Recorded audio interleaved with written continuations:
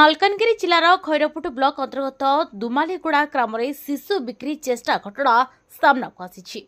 मात्र 2 दिनर नवजात पुत्र संतान को बिक्री करने चेष्टा करुवा बेले जिला शिशु सुरक्षा कमिटी अनुप्रवेश कर उभय मां और शिशु को सुरक्षित भाव में उद्धार कर।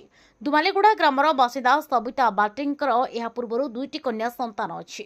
गत 2 दिन तले से तृतीय थर पर जड़े पुत्र संतान को जन्म देते। आश्चर्यर विषय होछि एही गर्भधारण विषय स्वास्थ्य विभाग पाखरे कौनसी तथ्य नथिला।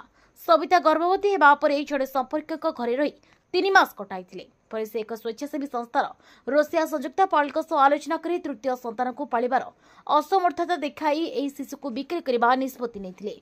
यापर खैरपुटर एक दंपति को शिशु बिक्री करी टंका लेनदेन चलता बेले जिला शिशु सुरक्षा कमिटी पूर्व सूचना पाई घटनास्थल पहुंची कमिटी पक्षर मां और शिशु को उद्धार कर तेज यह घटना संपर्क में माथिली थाना एक मामला रुजु होता बेले पुलिस तदंत आरंभ कर मां और शिशु को वर्तमान सुधार गृह में रखा चिकित्सा सुविधा दि जाउछि।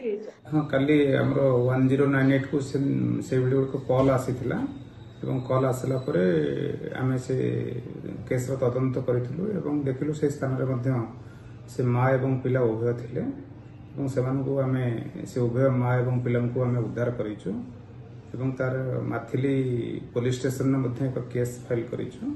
वर्तमान से उभय मां एवं पिला आम कस्टडी रे अछंती एबे मेडिकल ट्रीटमेंट होउचंती उभय से मां एवं पिला उभय स्वास्थ्य अवस्था मध्य स्थिर अछि एवं तार इन्वेस्टिगेशन पई से केस को इन्वेस्टिगेशन पई हमें माथिली पुलिस को तार एक इंक्वायरी करी रिपोर्ट सबमिट करिया पई पठेइछु।